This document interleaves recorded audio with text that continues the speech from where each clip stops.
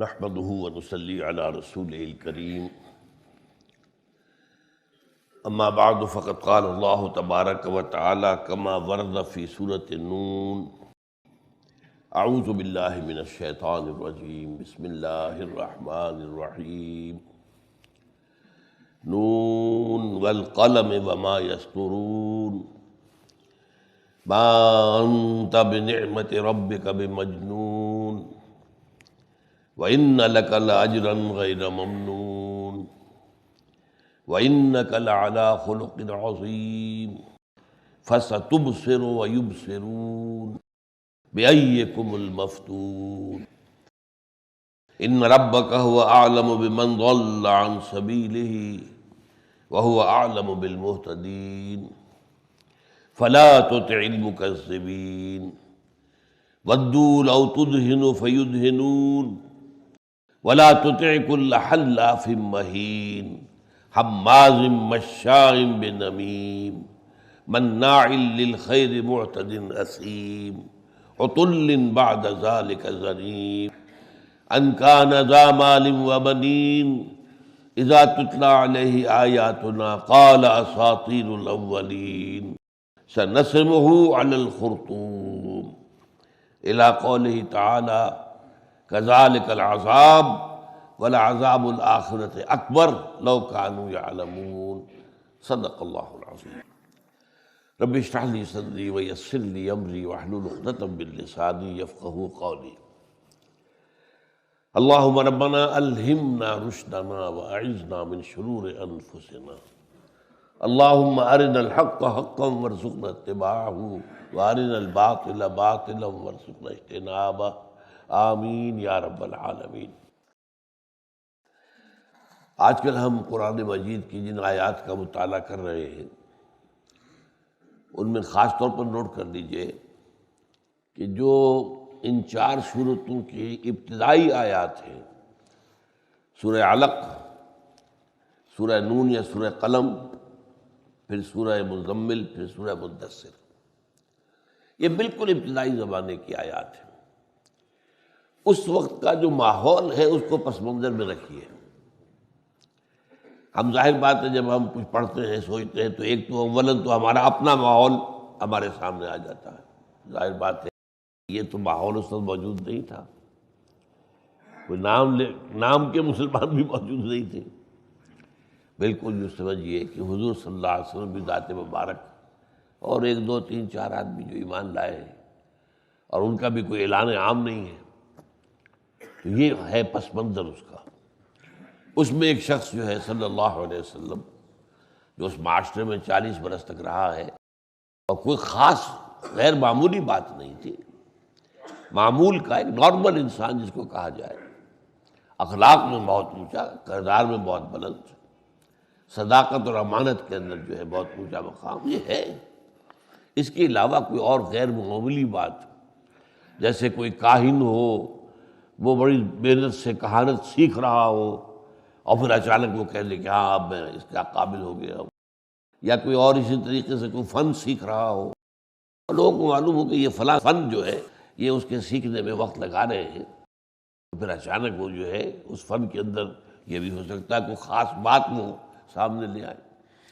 کوئی فزکس کے اندر کوئی آئنسٹائن جو ہے نیا نظریہ لے کر آ جائے، لیکن ظاہر بات ہے کہ آئنسٹائن جو ہے کوئی ایک دن میں تو نہیں بن جاتا، وہ تو ساری عمر اس نے فزکس پڑھی ہے، پڑھائی ہے، سارے فزکس کے جو بھی نظریات تھے اس وقت وہ اس نے پڑھے، ان سب کو ماسٹر کیا ہے، پھر یہ کہ اچانک جو ہے اس کے ذہن میں وہ بات آ گئی جو کسی اور کے نہیں آئی تھی، تو اس کو تو ہم کہہ سکتے ہیں، لیکن یہ کہ یہ معاملہ حضور کا نہیں تھا، نہ آپ کے کسی اس کام میں کسی جو ہے کاہنوں والے کاموں میں تھے، نہ کہیں کوئی جادوگروں والے معاملات میں تھے، نہ آپ شاعر تھے، نہ آپ خطیب تھے، کچھ بھی نہیں تھے۔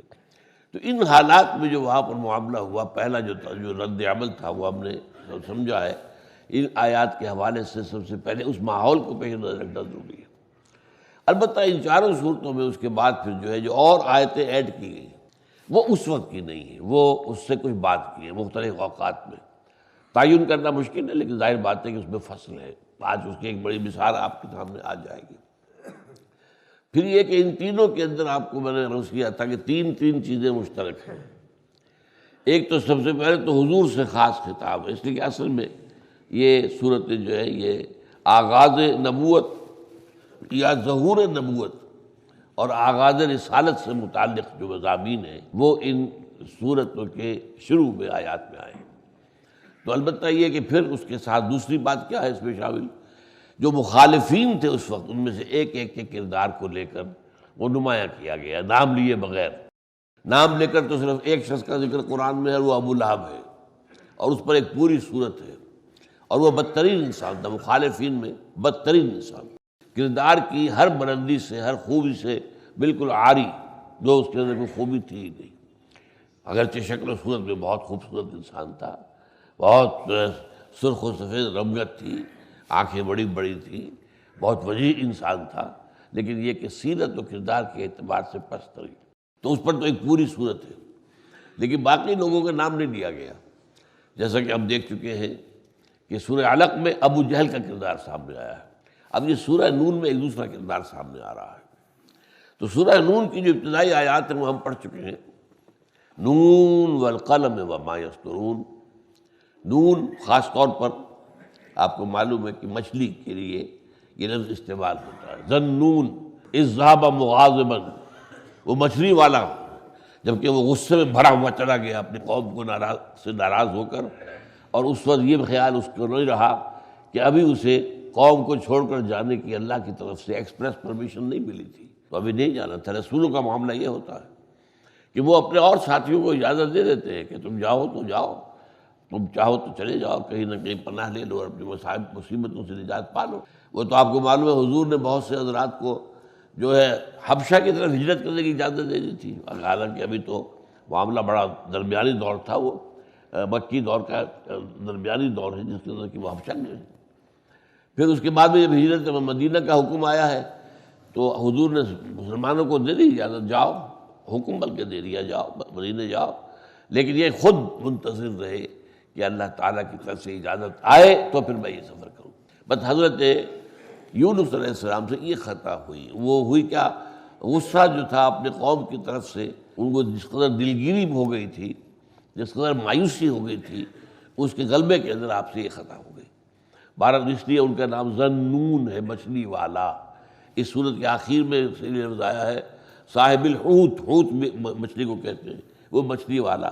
اے نبی اس مچھلی والے کے مانند نہ بن جائیں آپ، کہیں آپ جلدی میں کوئی فیصلہ کر لیں، آپ کو استقامت دکھانی ہے، ڈٹنا ہے، کھڑے رہنا ہے، جو لوگ کہہ رہے ہیں سننا ہے، جو بھی تکلیف پہنچا رہے ہیں جھیلنی ہے، برداشت کرنی ہے۔ تو نون والقلم وما یسطرون، قسم ہے نون کی اور وہ جو لکھ رہے ہیں۔ اور اس میں یہ کہ ایک اشارہ یہ بھی ہے کہ اب جو قرآن مجید نازل ہو رہا تھا تو عین ممکن ہے، یہ بھی زیادہ قرین قیاس تو معلوم نہیں ہوتی یہ بات کہ بالکل ابتدا ہی سے حضور نے حکم دے دیا ہو کہ لکھنا شروع کر دو۔ آپ کے آس پاس کو لکھنے والے پڑھے لکھے لوگ تھے بھی نہیں، لیکن بہرحال ایک رائے یہ ہے کہ اس وقت چونکہ جو وحی آ رہی تھی وہ لکھی جا رہی تھی، تو گویا کہ اس کا حوالہ دیا گیا، یہ وحی ثابت کر رہی ہے کہ محمد صلی اللہ علیہ وسلم اللہ کے فضل سے مجنون نہیں ہے۔ اور یہ بات جو کہی گئی تھی میں آپ کے سامنے بیان کر چکا ہوں کہ اس کے دونوں پہلو تھے، ایک مخالفانہ استہزائیہ انداز، پاگل ہو گیا جی، کوئی جنون کا عارضہ لاحق ہو گیا ہے، معلوم ہوتا ہے کوئی جن آ گیا ہے، کوئی آسیب آ گیا ہے۔ ایک تو یہ ہے، ایک یہ کہ ہمدردانہ انداز میں کیا ہوا ان کو، اچھے بھلے آدمی تھے، نارمل آدمی تھے، بال بچوں دار زندگی گزار رہے تھے، کاروبار کر رہے تھے بڑے اچھے پیمانے پر، اپنے معاشرے میں بڑا اچھا مقام حاصل کیا، کیا ہو گیا اچانک؟ تو ایک ہمدردانہ انداز بھی تھا، ایک تھا مخالفانہ استہزائیہ انداز۔ فرمایا لیکن اللہ تعالیٰ کے فضل و کرم سے آپ مجنون نہیں ہیں۔ وَإِنَّكَ لَكَ لَأَجْرٌ غَيْرَ مَمْنُونٍ، آپ کے لیے تو بہت بڑا اجر ہے جس کا ہم کوئی تصور کر ہی نہیں سکتے، وہ اجر کتنا ہوگا جس کا سلسلہ کبھی منقطع ہونے والا ہی نہیں۔ وَإِنَّكَ لَعَلَىٰ خُلُقٍ عَظِيمٍ، اور سب سے بڑا ثبوت آپ تو بہت اخلاق اور کردار کی بہت بلندیوں پر فائز ہیں۔ آپ کا اخلاق، آپ کی سیرت، آپ کا کردار، آپ کے معاملات کیا یہ کسی پاگل کے ہوتے ہیں؟ کیا مجنون کو کسی نے دیکھا ایسا؟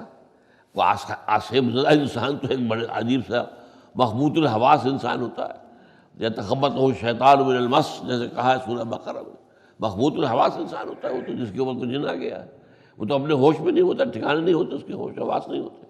تو تم دیکھو محمد کو، ان کے کردار کو، ان کی شخصیت کو، ان کی نفاست پسندی کو، ان کے جو معاملات ہیں ان کا اعتدال، اس میں جو ہے کہ ایک طرفہ اور یک رخہ انداز نہیں ہے بلکہ جامع انداز، معتدل انداز۔ فَسَتُبْصِرُ وَيُبْصِرُونَ، اب یہاں پہ دیکھیے خطاب حضور سے ہو رہا ہے براہ راست، اور جو مخالفین ہیں ان سے ابھی خطاب اللہ نہیں فرما رہا۔ چنانچہ یہاں پہ اس آیت میں اگرچہ کہ بتانا ان کو مقصود ہے کہ تم لوگ دیکھ لو گے، ایک وقت آئے گا کہ در حقیقت محمد کا دماغ خراب نہیں ہوا تھا، دماغ تمہارا خراب ہو گیا تھا جبکہ تم نے محمد کو پہچانا نہیں صلی اللہ علیہ وسلم۔ لیکن یہ کہ یہاں پہ خطاب کیا کہ حضور سے فَسَتُبْصِرُ، تو اے نبی آپ بھی دیکھ لیں گے، وَيُبْصِرُونَ، اور یہ بھی دیکھ لیں گے، بِأَيِّكُمُ الْمَفْتُونُ، کہ آپ دونوں میں سے آپ کو مجنون کہنے والے مجنون ہو گئے تھے یا آپ خدا نخواستہ آپ کا دماغی توازن ٹھیک نہیں رہا تھا۔ یہ سب کھل جائے گا، وقت بتا دے گا، تاریخ بتا دے گی، جو معاملہ ہے وہ بتا دے گا، جب نتائج نکلیں گے حضور کی دعوت کے اور حضور کی تحریک کے، اور ایک عظیم انقلاب عرب میں برپا ہو جائے گا، ایک نئی سلطنت وجود میں آ جائے گی، تب لوگوں کے ہوش ٹھکانے آئیں گے، دیکھ لیں گے سب کون بچل گیا تھا، کون جو ہے اس کا دماغی توازن ٹھیک نہیں رہا تھا۔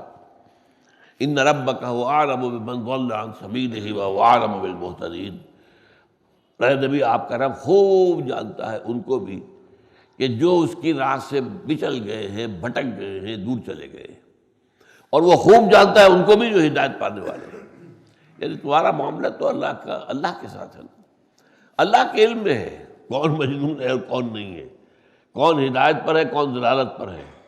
لہذا آپ خاص طور پر اس سلسلے میں کوئی تشویش محسوس نہ کیجیے۔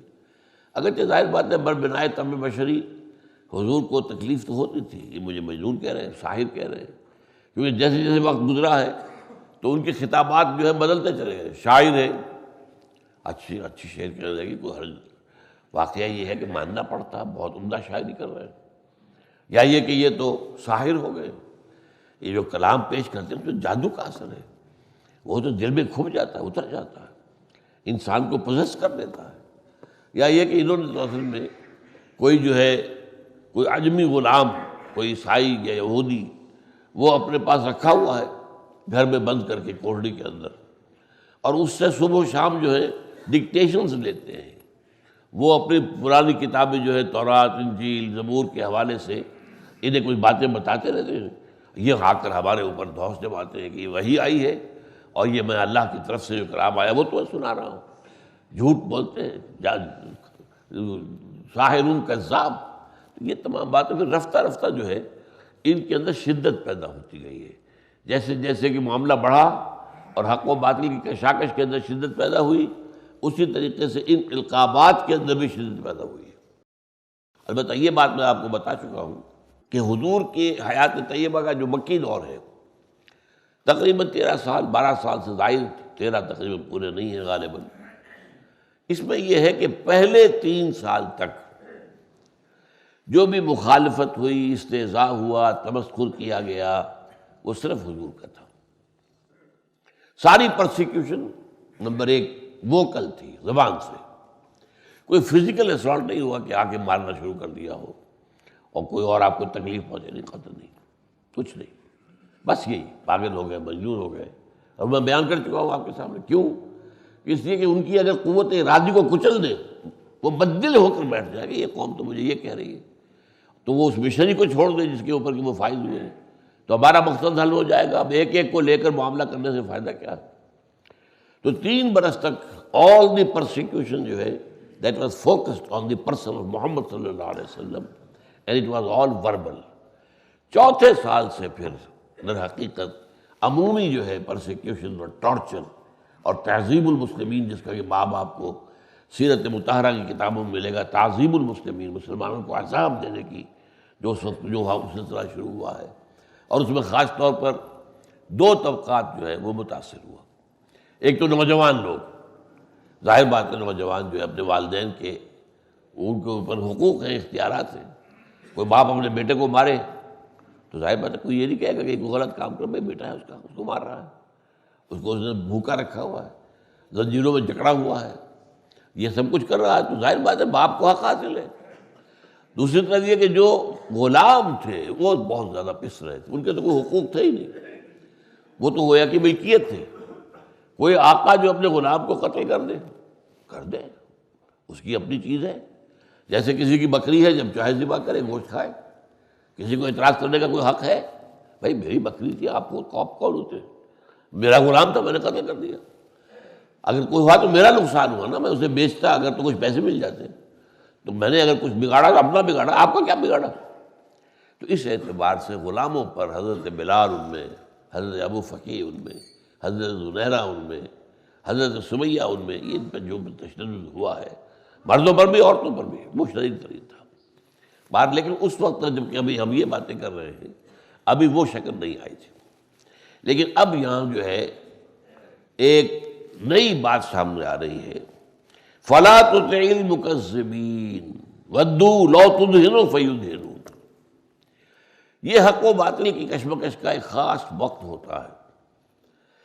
حق کا باطل جو ہے اپنا پورا زور جب لگا کر دیکھ لیتا ہے کہ جڑ اکھیڑ دوں میں حق کی، اس کو نسیہ و منسیہ کر دوں، اور ناکام ہو جاتا ہے، تو پھر دو کام ہوتے ہیں۔ پہلے اس داعی کو خرید لیا جائے،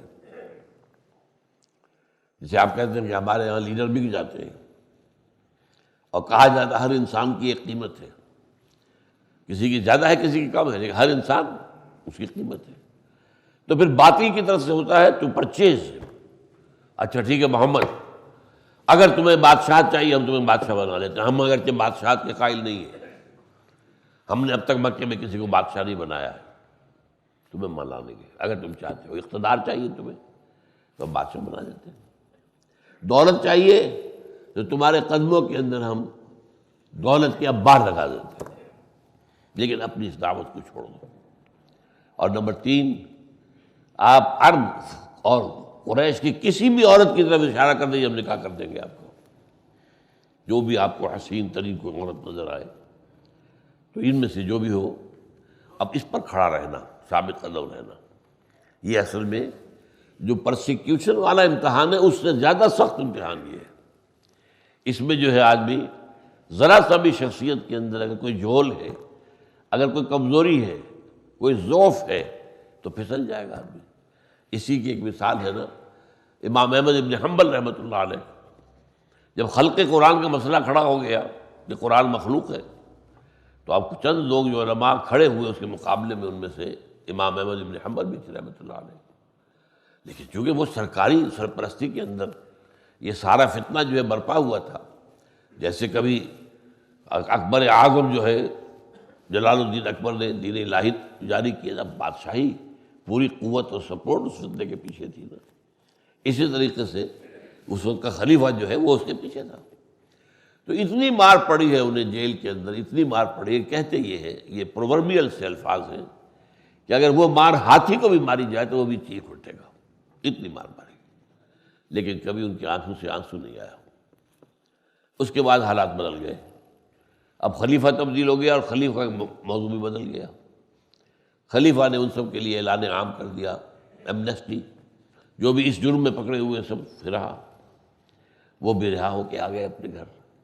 اس کے بعد دربار خلافت سے ایک ایلچی آیا، ایک تھیلی بڑی ساری جو کہ اشرفیوں کی بھری ہوئی تھی، لا کے اس نے پیش کی نذرانہ۔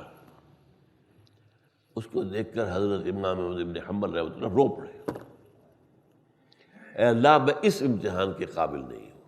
یعنی ایک سختی کا امتحان تھا، میں نے جھیلا، تو نے مجھے کامیاب کر دیا، تشدد، تکلیف، ایذا رسانی میں نے جھیلا، برداشت کر لیا، تو نے ہمت دی، تو نے ہمت دی، میں اس امتحان کے قابل نہیں ہوں۔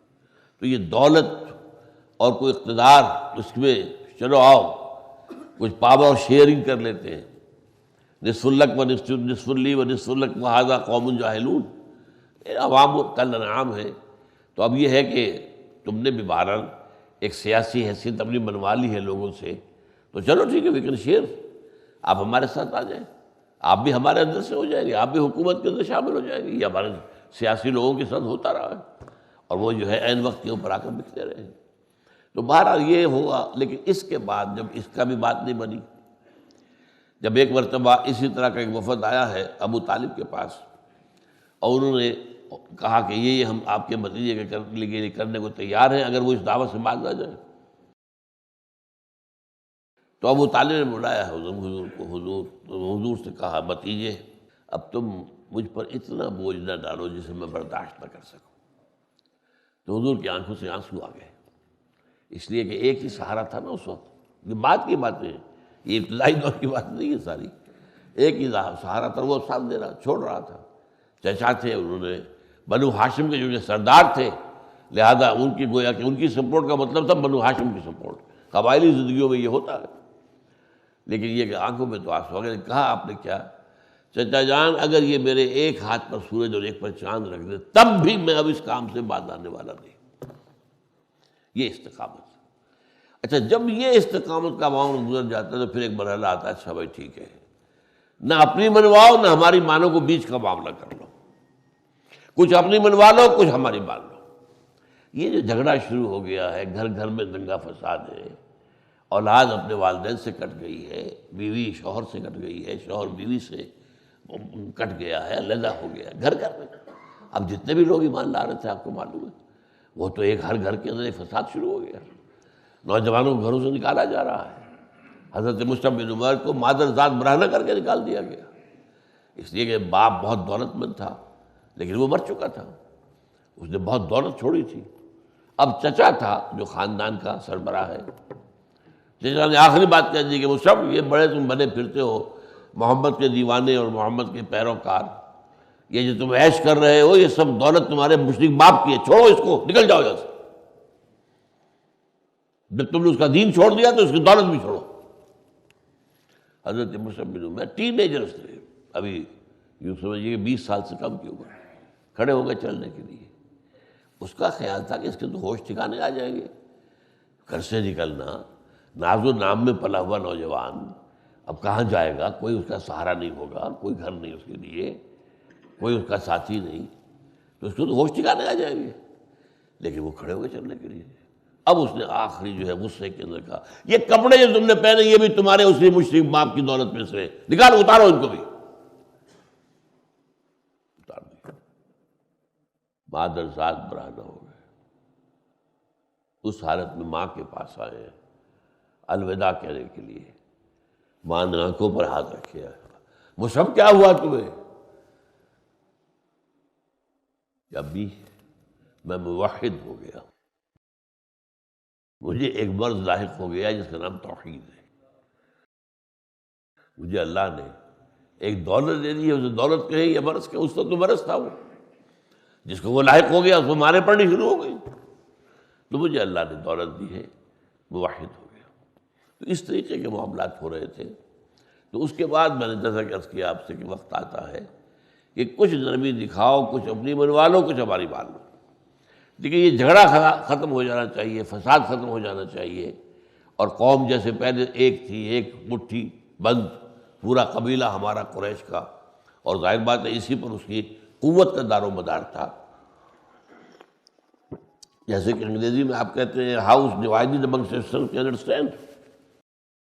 اگر ایک خاندان کے اپنے اندر ہی فساد ہو گیا ہو تو یہ بات جو ہے یہاں پر سمجھ لیجئے کہ یہ بہت کافی بعد کے زمانے کی بات ہے جو یہاں زیر بحث آ گئی ہے. فَلَا تُطِعِ الْمُكَذِّبِينَ، اے نبی آپ ان کی جھٹلانے والوں کی بات پر توجہ مت دیجیے.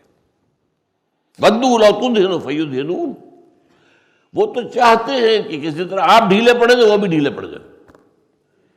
کچھ آپ اپنے موقف کے اندر کمزوری پیدا کریں، کچھ آپ لے دے کر کچھ لو اور کچھ دو، گیو اینڈ ٹیک کے ذریعے سے مساعدت کے لیے تیار ہو جائیں تو وہ بھی ہو جائیں گے. اس لیے وہ سارے باقی جو ہے اپنے ہتھیار آزما کر دیکھ چکے، مخالفت شدید ترین کر کے دیکھ چکے، اور جو بھی ان کے بس میں تھا وہ سب کچھ کر کے انہوں نے دیکھ لیا. اعلیٰ سے اعلیٰ آفرز آپ کو دے کر دیکھ چکے. اب تو یہ اصل میں تو شکست خوردہ ہے، لیکن یہ چاہتے ہیں کہ کچھ تو ہماری بات بھی رہ جائے، کچھ تو یہ کہ ہمارا بھی فیس سیونگ ہو جائے. وَدُّوا لَوْ تُدْهِنُ فَيُدْهِنُونَ. دوہم کہتے ہیں چکنائی کو. چکنائی جہاں ہوتی ہے تو وہاں پھسلن ہو جاتی ہے نا، تو پھسل جانا. یہ جو آپ کا موقع ہے ڈٹے کھڑے ہیں آپ، ذرا آپ پھسلے تو یہ بھی وَدُّوا لَوْ تُدْهِنُ فَيُدْهِنُونَ. اب یہاں وہ کردار آ رہا ہے کہ جو اس مصالحت کے معاملے میں سب سے زیادہ نمایاں تھا.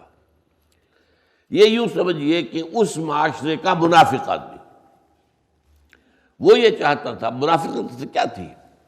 جو اسلام میں بعد میں منافقت آئی وہ کیا تھی؟ کہ اسلام اچھا لگا، ایمان لے آئے. اب اسلام کے تقاضے آئے، نکلو اللہ کی راہ میں، جان ہتھیلی پر رکھ کر اب پیچھے ہٹے. نکالو اپنا مال، کھولو تجوریاں، دو اللہ کی راہ میں، پیچھے ہٹے. یہ منافقت ہوتی ہے. پیچھے ہٹتے ہٹتے ایک تو یہ ہے کہ پہلے جھوٹ بولنا شروع کیا، بہانے بنانے شروع کیے، پھر جھوٹی قسمیں کھانی شروع کی، پھر یہ کہ انتہائی تھرڈ سٹیج کی بھی کی. جب منافقت کی پہنچی تو پھر جو ہے اللہ نے مہر کر دی. ختم اللہ علی قلوبہم وعلی سمعہم وعلی ابصارہم غشاوہ. اب یہی دیکھیے وہاں مرض کیا تھا کہ محمد کی دعوت اچھی لگ رہی ہے، بات سمجھ میں آ رہی ہے، لیکن کیا کریں؟ معاشرے سے ناطا توڑ لیں اپنا. ہم اپنی حیثیت ہے، ہمارے معاشرے کے اندر ہماری حیثیت ہے، چودراہٹ ہے، وہ ساری ختم ہو جائے گی. جیسے کہ بعد میں آپ کو معلوم ہے کہ معاملہ بہت کھل کر آیا ہے علماء یہود کا مدنی دور میں.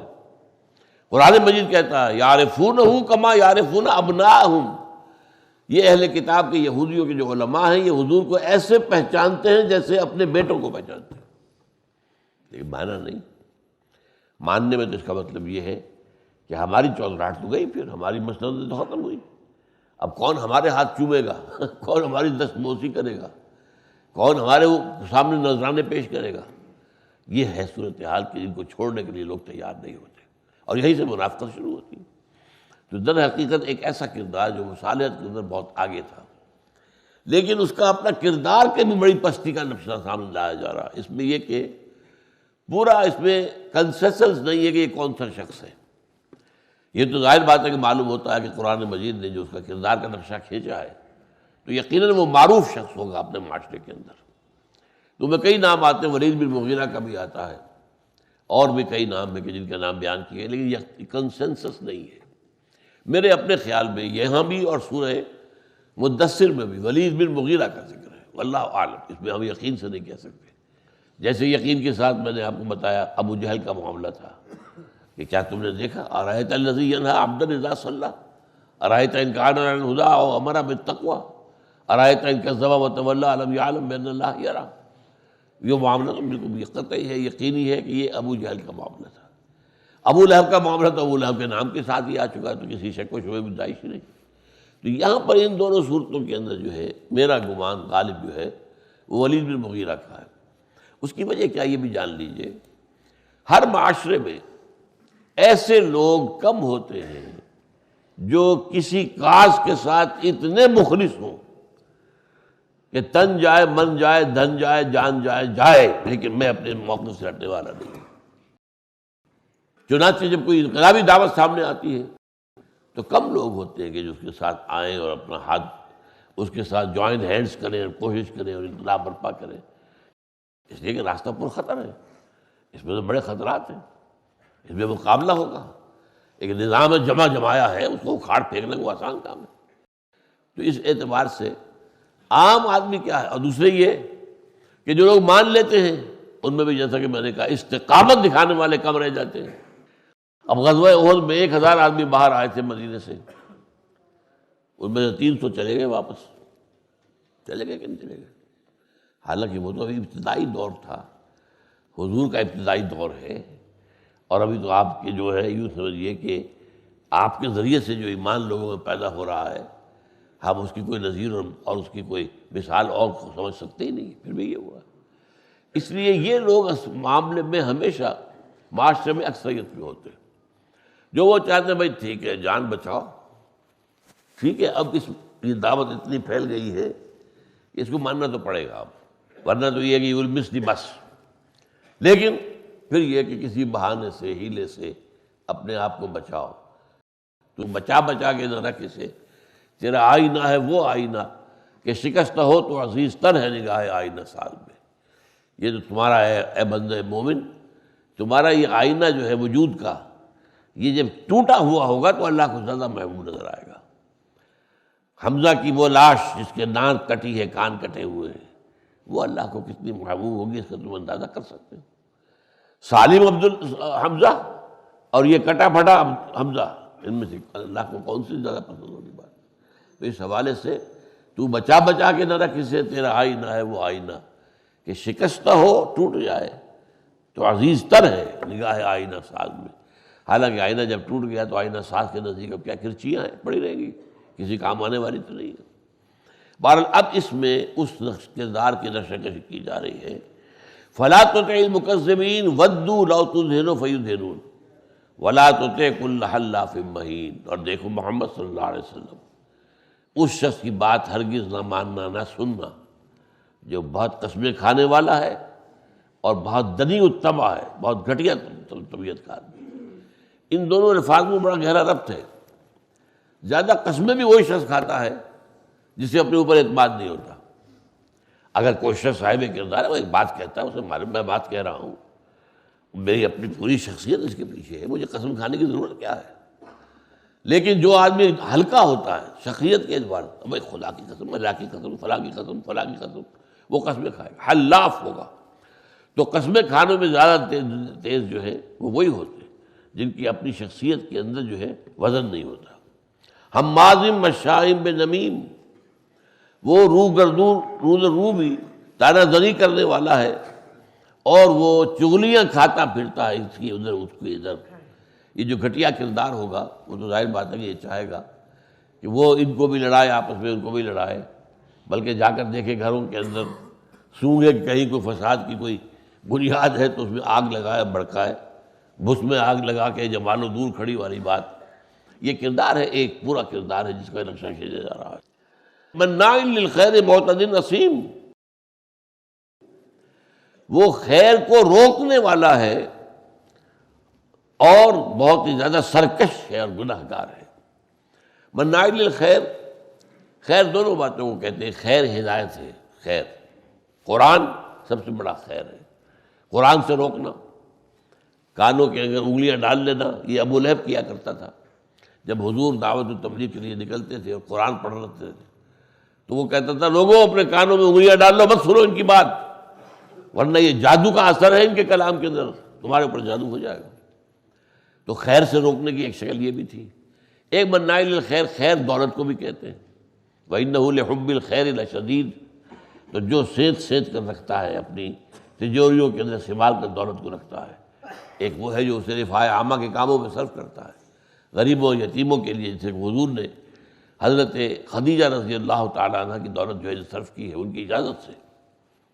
عُتُلٍ بَعْدَ ذَلِكَ زَنِيمٍ، وہ نہایت سرکش بھی ہے اور بہت عتل کہتے ہیں اس میں عربی زبان میں، کوئی شخص بہت موٹا تازہ بھی ہو اور یہ کہ اس میں سرکشی بھی ہو، تو گویا کہ وہ اس طرح کا ایک کردار۔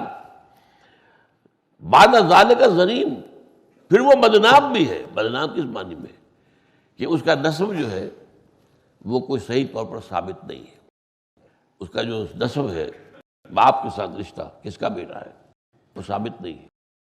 ظاہر بات ہے کہ زنا ہوتا تھا اس معاشرے کے اندر، زنا کی بھی اولاد ہوتی تھی۔ پھر اب یہ ہوتا تھا کہ بعض اوقات پھر لوگ اون کر لیتے تھے کہ ہاں یہ بچہ میرا ہے، لے لیتے تھے۔ تو اس طرح کے معاملات بھی وہاں کے معاشرے میں ہو جاتے تھے، اس طرح خاندان میں مل جاتے تھے لوگ جا کر۔ اچھا اس میں جھوٹے بھی ہو جاتے تھے، خاندان میں ملنے کے لیے ایسے ہی کسی نے کسی کو اپنے ساتھ جوڑنے کے لیے کہہ دیا کہ یہ ٹھیک ہے، یہ میرے نطفے سے ہے۔ تو عُتُلٍ بَعْدَ ذَلِكَ زَنِيمٍ أَن كَانَ ذَا مَالٍ وَبَنِينَ، اس وجہ سے کہ وہ پیسے والا ہے اور بیٹوں والا ہے۔ یہ خاص کردار جو ہے سورہ مدثر میں سامنے آئے گا کھل کر، کیونکہ ہم نے دنیا میں نعمتیں ان کو بہت دی ہیں۔ اس قسم کے لوگ زمانہ ساز ہوتے ہیں، دولت ان کے پاس بہت ہوتی ہے۔ منافقین کے واسطے بھی قرآن مجید میں آیا ہے، اذا آپ جب انہیں دیکھتے ہیں تو آپ کو تعجبک اجسامہم، تن و توش بہت آپ کو اچھے لگتے ہیں وہ، اس لیے کہ دنیا دار ہے، دنیا ہی سے محبت ہے، مال اور دنیا کے اندر جو بھی لذتیں ہیں، نعمتیں ہیں، فائدہ اٹھانا۔ تو فرمایا ان کان ذا مال و بنین، چونکہ وہ مالدار بھی ہے اور بیٹوں والا بھی ہے۔ اذا تتلی علیہ آیاتنا قال اساطیر الاولین، اس کا حال یہ ہے کہ جب اسے ہماری آیات پڑھ کے سنائی گئی یہ پرانی باتیں چلی آ رہی ہیں۔ تو عُتُلٍ بَعْدَ ذَلِكَ زَنِيمٍ أَن كَانَ ذَا مَالٍ وَبَنِينَ، اس وجہ سے کہ وہ پیسے والا ہے اور بیٹوں والا ہے۔ یہ خاص کردار جو ہے سورہ مدثر میں سامنے آئے گا کھل کر، کیونکہ ہم نے دنیا میں نعمتیں ان کو بہت دی ہیں۔ اس قسم کے لوگ زمانہ ساز ہوتے ہیں، دولت ان کے پاس بہت ہوتی ہے۔ منافقین کے واسطے بھی قرآن مجید میں آیا ہے، اذا آپ جب انہیں دیکھتے ہیں تو آپ کو توجبوں کا اجسام ہو، تر و توش بہت آپ کو اچھے لگتے ہیں، اس لیے کہ دنیا دار ہے، سب دنیا ہی سے محبت ہے، مال اور دنیا کے اندر جو بھی لذتیں ہیں، نعمتیں ہیں، فائدہ اٹھانا۔ تو فرمایا ان کانا ذا مال و بنین، چونکہ وہ مالدار بھی ہے اور بیٹوں والا بھی ہے۔ اذا تتلی علیہ آیاتنا قال اساطیر الاولین، اس کا حال یہ ہے کہ جب اسے ہماری آیات پڑھ کے سنائی گئی، یہ پرانی باتیں چلی آ رہی ہیں، یہ پرانے ڈھکوسلے ہیں، یہ باتیں ایسے ہی جو ہے وہ مشہور ہو گئی ہیں، عام ہوتی چلی آ رہی ہیں، پچھلے زمانے سے نقل ہوتی چلی آ رہی ہیں، ان کی کوئی اہمیت نہیں ہے۔ سنسمہ علی الخرطوم، اب اس پر اللہ فرما رہے ہیں میں اس کی ناک پر داغ لگاؤں گا، جیسے کہ وہاں ابو جہل سے کہا تھا لنسفعا بالناصیہ، ہم اس کے پیشانی کے بال پکڑ کر گھسیٹیں گے اسے، اور جہنم کے جو فرشتے ہیں اسے جہنم میں ڈال دیں گے۔ اسی طرح یہاں فرمایا ہے سنسمہ علی الخرطوم، اور ہو سکتا ہے کہ اس کی ناک کوئی زیادہ نمایاں ہو، بڑی ہو، اس لیے اس کو کہا گیا جیسے کہ ہاتھی کا جو ہے وہ سونڈ ہوتا ہے، تو ہم اس کے ناکڑے کے اوپر یہ جو ہے ہم دو داغ لگائیں گے۔ اب اس کے بعد جو آ رہا ہے تیسرا مضمون اس رکوع کے اندر، وہ ہے آخرت کے بارے میں اور دنیا کے بارے میں ایک بڑی پیاری لطیف سی تمثیل ہے۔ انا بلوناہم کما بلونا اصحاب الجنہ، ہم نے انہیں آزمایا ہے، انہیں کہ سب انسانوں کو جو اس دنیا میں ہے، میں بھی آزمایا جا رہا ہوں، آپ بھی آزمائے جا رہے ہیں۔ ہم نے کما بلونا اصحاب الجنہ، جیسے کہ ہم نے ایک باغ والوں کو آزمایا تھا۔ اذ اقسموا لیصرمنھا مصبحین، جب کہ وہ باغ کو پھل اس کے اندر آنا تھا، آم کا باغ ہوگا، کسی اور کا ہوگا، سنتروں کا ہوگا، جو بھی چیز ہوگا، جب کہ انہوں نے آپس میں سب نے مل جل کر قسم کھائی کہ کل صبح بہت سویرے جا کر ہم اس کا پھل اتار لیں گے۔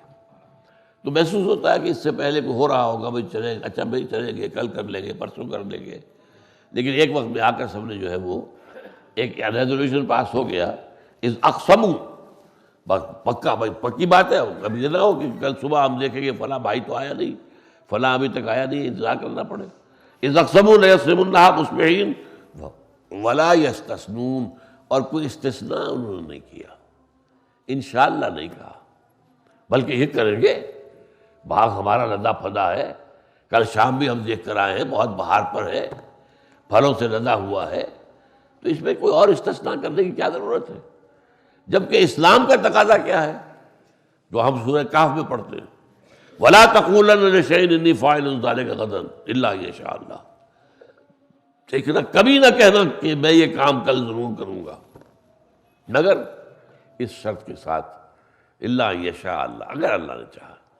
بھائی میرا ارادہ ہے کل جانے کا اسلام آباد، ٹھیک ہے، گاڑی بھی ٹھیک ہے، میں نے سروس کرا لی ہے، پیٹرول کی ٹنکی بھی فل ہے، ہر چیز ٹھیک ہے، ٹیوننگ بھی ہو گئی ہے، میں انشاءاللہ جاؤں گا، لیکن انشاءاللہ یہ جو ہے اس انشاءاللہ کو اس میں شامل رکھنا، اس لیے کہ آپ کے اپنے جو ارادے ہیں، آپ کے خیالات ہیں، وہ جسے کہتے ہیں انگریزی میں many a slip between the cup and the lip, نہ معلوم درمیان میں اور کن کتنے خواہش ہو سکتے ہیں، لہٰذا انشاءاللہ کہنا، ماشاء اللہ کہنا، الحمدللہ کہنا، سبحان اللہ کہنا، لا حول ولا قوت الا باللہ کہنا، یہ اسلامی معاشرت کے الفاظ ہیں۔ ان میں سے ہر لفظ جو ہے ایمان باللہ کا ایک مظہر ہے۔ ماشاء کیا جو چیز اللہ کو پسند آئے، آپ گھر میں داخل ہوئے، بھرا گھر ہے، تمام ساز و سامان ہے، آپ کے چھوٹے چھوٹے بچے یا آپ کے پوتے پوتیاں کھیل رہے ہیں، وہ کھلونوں کے مانند ہیں، آپ نے ماشاء اللہ، اب اس کے اندر آپ نے اگر یہ کہہ دیا ماشاء اللہ، کیا یہ اللہ تعالیٰ کی دین ہے، اللہ نے مجھے یہ چیزیں دی ہیں، یہ نعمت عنایت کی، تو ماشاء اللہ، انشاءاللہ، یہ چیزیں جو ہے در حقیقت یہ اسلامی معاشرت، اسلامی تہذیب کے آثار میں سے۔ ولا یستثنون، انہوں نے انشاءاللہ نہیں کہا۔ فطاف علیہا طائف من ربک وہم نائمون، تو اس باغ پر رات کے وقت آیا پھر گیا ایک پھرنے والا آپ کے رب کی طرف سے، اور وہ سوئے ہوئے تھے۔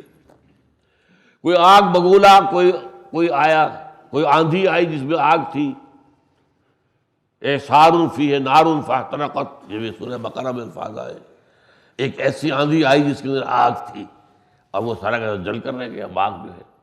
اب معلوم ہوا کہ وہ تو رات میں باغ تو ختم ہو گیا، انہیں پتہ ہی نہیں ہے، معلوم ہوتا فاصلے کا معاملہ ہے، جہاں رہائش ہے جہاں باغ ہے وہ فاصلہ ہے۔ وہ آندھی آئی ہے، طوفان آیا ہے، کیا آیا ہے جس کے نتیجے میں فرمایا فطاف علیہ طائف من ربک وہم نائمون، یہ سوئے ہوئے، انہیں پتہ ہی نہیں، وہ تو جڑی ختم ہو کٹ چکی۔ فاصبحت کالصریم، تو وہ باغ تو ہو گیا ایسے جیسے کہ اس کا پھل اتار دیا گیا، ختم ہوا پھل، سب گر گیا، آندھی کے ساتھ بھاگ گیا دور دور دراز، بکھر گیا، یہی ختم ہوا۔ فتنادوا مصبحین، اب یہ دیکھیے ہے نکتے کی بات، ادھر تو حال وہ ہو چکا ہے، غفلت کی وجہ سے انہیں کیا پتہ یہ ہو گیا ہے، ان کے تصور میں تو وہی باغ ہے، لہلہا رہا ہے، اس کا پھل ہے، بڑے آرام سے جائیں گے، پورے اطمینان سے جائیں گے۔ یہ ہوتا ہے فرق کہ ایک غیب کا پردہ آپ کے اور ان چیزوں کے درمیان حائل ہے۔ آپ اپنے خیال میں اس کو کہا کرتا ہوں کہ ایک شخص جو ہے بڑا قوی الجثہ ہے، صحت مند ہے، چلتے ہوئے جو ہے وہ جیسا کہ بارہا میں نے کہا ہے کہ طاقت اپنا اظہار چاہتی جاتے میں کسی کو دھکا بھی دیتا ہے، اسے پتہ ہی نہیں کہ اس کا پتہ چاک ہو چکا ہے اندر سے، اور کینسر جو ہے وہ موذی قسم کا کینسر شروع ہو چکا ہے۔ وہ سمجھتا ہے اپنی صحت، اپنی قوت، اپنی یہ ساری جو ہے، لیکن جو اندر سے وہ تو معاملہ ختم ہوا، وہ تو پہلے سارا معاملہ طے ہو چکا ہے، صرف ظہور کا وقت ہے ابھی جو ہو رہا ہے اس کا، ورنہ وہ تو اندر تو جڑ کٹ چکی ہے۔ فتنادوا مصبحین، اب صبح انہوں نے ایک دوسرے کو جو پکارا، آؤ بھائی آؤ بھائی، چلو بھائی چلو بھائی، فلاں بھائی اٹھو بھائی، نکلو بھائی، چلو چلو، ارے اغدوا علی حرثکم ان کنتم صارمین، دیکھو جلدی چلو صبح کے وقت جا کر اپنی اس کھیتی پر، اپنے باغ پر جا کر، اگر تم نے پھل اتارنا ہے تو جلدی کرو۔ فانطلقوا وهم يتخافتون، اب وہ چلے، لیکن وہ آپس میں خفیہ بات کرتے جا رہے تھے، اللہ یدخلن اليوم علیکم مسکین، آج اپنے باغ کا پھل اتارتے وقت کسی مسکین کو قریب مت آنے دینا۔ یہ کون ہوتے ہیں؟ باغ ہمارا، محنت ہماری، ہم نے اس کو سینچا ہے، ہم نے اس کی دیکھ بھال کی ہے، ابھی ہمارا پھل ہے، یہ مسکین آ جاتے ہیں مانگنے کے لیے، جب آ جاتے ہیں تو کچھ نہ کچھ ان کو دینا پڑ جاتا ہے، تو داخل ہی مت ہونے دینا۔ اللہ یدخل اللہ، اسی لیے صبح گئے ہیں اور یہ سارا معاملہ کیا ہے، صبح جا کر جو ہے اپنا پھل اتار دو تاکہ کسی کو پتہ ہی نہ ہو، اور دوسرے یہ کہ اگر کوئی آئے بھی تو اس کو وہاں روک دو۔ اللہ یدخل اللہ اليوم علیکم مسکین، یہ ہے پھر جو انسان کے سیرت و کردار میں گھٹیا پن آتا ہے، جو حقیر جو پہلو پیدا ہو جاتا ہے اس سب سے، اس لیے کہ وہ عالم مادی پر سارا ان کا انحصار ہے، وہ یہ نہیں جانتے کہ کوئی اور عالم بھی ہے جس کا حکم چل رہا ہے، جو اللہ کا حکم ہے کن فیکون۔ یہ عالم مادی میں تم نے محنت کر کے جو ہے ایک باغ کا جو ہے وہ پھل جو ہے آپ اس کو حاصل کرنے کے لیے تم جا رہے ہو، لیکن اللہ کا حکم تو ایک ہی ہوگا، اور یقول لہ کن فیکون، اور ختم ہو کر رہ جائے گا۔ تو اس حوالے سے اگر وہ آخرت کا تصور سامنے ہو تو کردار کچھ اور ہوگا۔ فانطلقوا وهم يتخافتون اللہ يدخلن اليوم علیکم مسکین وغدوا علی حرد قادرین، چڑھے ذرا وہ تن کر، اور ایسے کہ جیسے کہ قدرت پوری حاصل ہے، وہ تو ان کو خیال میں نہیں کہ کیا ہو چکا ہے، انہیں کیا پتہ کیا ہو چکا ہے، ہماری دنیا تو اجڑ گئی ہے، انہیں پتہ ہی نہیں، انہیں ہوش ہی نہیں، وہ اپنی اسی فضا کے اندر، ذہنی فضا کے اندر ہے۔ فلما رأوها قالوا انا لضالون، جب دیکھا باغ کو کہ ہم تو کہیں راہ بھول کر آ گئے، یہ تو ہمارا باغ نہیں ہے، کہ بھٹک گئے ہیں، ہم کسی اور جگہ آ گئے ہیں، راستہ ہم بھول گئے کہیں۔ قالوا انا لضالون، پھر کہا نہیں بھائی نہیں ہے تو وہی، بل نحن محرومون، بلکہ حقیقت کیا ہے کہ ہم محروم ہو گئے، ہماری محنت کا سارا جو حاصل ہے ختم ہو گیا، ضائع ہو گیا، ہم جن امیدوں میں آئے تھے وہ ختم ہوئی، ہمارے جو ارمان ہیں وہ تو نکل ہی نہیں۔ فلما رأوها قالوا انا لضالون بل نحن محرومون قال اوسطهم الم اقل لكم لولا تسبحون، ان میں کوئی نیک بھی تھا، اچھا بھی تھا، ان بھائیوں میں سے، اس نے دیکھو میں کہتا نہیں تھا تم کیوں نہیں تم اللہ کی تسبیح کرتے، کیوں نہیں اللہ کی تحمید کرتے، کیوں نہیں تمہارا تو یقین جو ہے اور تمہارا تو جو توکل ہے وہ اللہ کی ذات پر ہے۔ وہ ہوگا ان میں سے ایک کہ جو سمجھاتا رہتا ہوگا، لیکن یہ کہ وہ کسی کی سننے والے نہیں تھے، جیسے حضرت یوسف کے 10 بھائی تھے وہ اڑے رہے، اور وہ تو بڑے بھائی نے بمشکل جو ہے آمادہ کیا ہے اس بات پر کہ انہیں قتل نہ کرو، انہیں کہیں کسی اندھے کنویں کے اندر ان کو پھینک دو، تو کوئی آئے گا، کوئی قافلہ آئے گا، اس کا کوئی آئے گا آدمی آگے پانی لینے کے لیے، تو یہ ڈول پکڑ کر باہر آ جائے گا، لے جائے گا وہ قافلہ جہاں لے جائے، تمہاری مصیبت، تمہارے سر پر جو بلا ہے وہ ٹل جائے گی۔ تو بڑی مشکل سے اس نے ان سے یہ بات بنوائی، ورنہ وہ تلے ہوئے تھے، قتل کرو یوسف کو۔ تو وہ بھی ایسا ہی ایک ان کا بھائیوں میں سے ہوگا جو کہتا رہا کہ تم اچھے کام کرو۔ قال اوسطهم الم اقل لكم لا تسبحوا قالوا سبحان ربنا انا كنا ظالمين۔ اب وہ تسبیح کر رہے ہیں اللہ کی، ان کا پاکی ہے اللہ کی، ہمارے رب کی، اور یقیناً ہم ہی تھے ظلم کرنے والے اپنے اوپر، ہم ہی رہے غفلت میں، ہم نے ہی دنیا کی زندگی کو اصل زندگی سمجھا، ہم نے ہی یہ ظاہر جو چیز ہے یہاں پر اور دنیا کے ظواہر ہی پر ہمارا توکل ہوا، یہیں کے وسائل و ذرائع پر ہمارا سارا اعتماد ہوا۔ فاقبل بعضهم على بعض يتلاومون، اب وہ ایک دوسرے پر متوجہ ہوئے، بھائی تم نے بگاڑا ہمیں، کہ نہیں تم نے کیا یہ، وہ تم نے ہمیں یہ راستہ دکھایا، یہ اچھا بھائی ٹھیک کہتا تھا، تم نہیں سنتے تھے اس کی بات، یہ سارا پھر آپس میں ایک دوسرے کو ملامت کر رہے ہیں۔ قال اصوتهم الم اقل لكم لا تسبحون قالوا سبحان ربنا انا كنا ظالمين فاقبل بعضهم على بعض يتلاومون قالوا یا ویلنا انا كنا طاغین، ہم ہی تھے حد سے بڑھ جانے والے، اور کاش ہمارا جو ہے ہماری یہ شامت اعمال تھی یہ نہ ہوتی۔ عسى ربنا ان يبدلنا خيرا منها انا الى ربنا راغبون، امید ہم کرتے ہیں اللہ سے کہ وہ ہمیں اس سے بھی بہتر باغ عطا کر دے گا۔ اللہ تعالیٰ کی دین ہے، اللہ تعالیٰ دوبارہ ہمیں باغ دے، یہی باغ جو ہے پھر لہلا اٹھے، اگر باغ بالکل تباہ ہو گیا ہو تو ہم دوبارہ باغ لگائیں اور پھر دوبارہ وہ باغ جو ہے اس کا پھل ہم کھا سکیں۔ تو فرمایا عسى ربنا ان يبدلنا خيرا منها انا الى ربنا راغبون، ہم اپنے رب کی طرف راغب ہوتے ہیں، رغبت کرتے ہیں۔ اب ہے وہ آخری ٹکڑا جس کے لیے یہ ساری بات آئی، كذلك العذاب ولعذاب الآخرۃ اکبر لو كانوا يعلمون، اس طرح عذاب آتا ہے، اس طرح غفلت میں پڑا ہوا انسان وہ عذاب کا نوالا بن جاتا ہے، لیکن آخرت کا عذاب بہت بڑا ہے۔ کیوں؟ یہاں تو ایک فصل بگڑی ہے تو اگلی فصل ٹھیک ہو سکتی ہے۔ ایک مرتبہ جو بھی ہو گیا انہوں نے کہا ہم اب دوبارہ کوشش کریں گے، محنت کریں گے، یہاں تو اس کا امکان ہے، لیکن وہاں جب آخرت میں آنکھ کھلے گی تو معلوم ہوگا اب تو لوٹنا ہی نہیں۔ وہ تو وہاں پر کہیں گے اے اللہ ہمیں ایک دفعہ بھیج دے، ہم نے دیکھ لیا، ربنا ابصرنا وسمعنا، ہم نے اب دیکھ لیا، اب حقائق ہم پر منکشف ہو گئے، تو اب ہمیں بھیج دے دنیا میں دوبارہ، اور ہم تیرے دین کے اوپر چلیں گے، تیری شریعت پر عمل کریں گے، لیکن یہ ہونے والی بات نہیں ہے۔ تو کذالک العذاب، یہ ہے غفلت اس دنیا میں، حقائق کائنات کی طرف سے غافل ہو کر صرف مظاہر اور ظواہر اور مادی جو اس کے پہلو ہیں انہی پر تکیہ کرتے ہوئے، توکل کرتے ہوئے اپنی زندگی گزار دینا، پھر جب آنکھ کھلی گل کی تو موسم تھا خزاں کا،